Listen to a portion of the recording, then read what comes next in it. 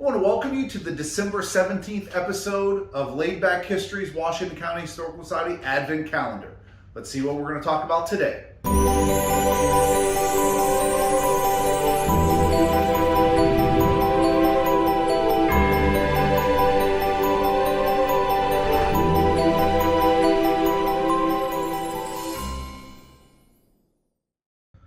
So this bottle in itself is nothing spectacular. It's a mid 19th century bottle. You can tell by the seams on it and the bottom that it is hand blown, but it was blown into a mold. But the seam stops up here, and this lip was put on it. So that dates it from 1860s to the 1880s, somewhere in there. So in itself, it's nothing all that special. But what's important about it, what's interesting about it, is where it came from. This bottle was donated to us several years ago, and it came from a house known as the Cook Storehouse.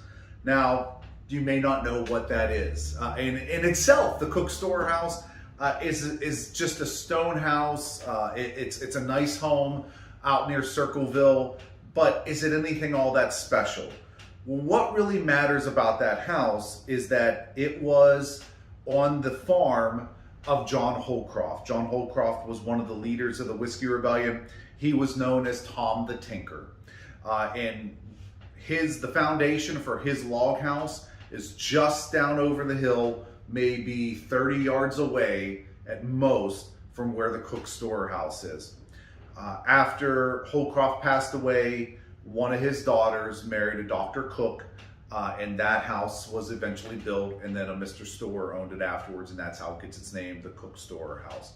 And this bottle was found in the walls of that house. When the current owners were doing some renovations, they found this bottle. So even though not a bottle of from John Holcroft during the time of the Whiskey Rebellion, still really neat that this was found in that house on the same property as Tom the Tinker's home, where it once sat. So to me, being a historian of the Whiskey Rebellion and John Holcroft, this is something that I find very interesting.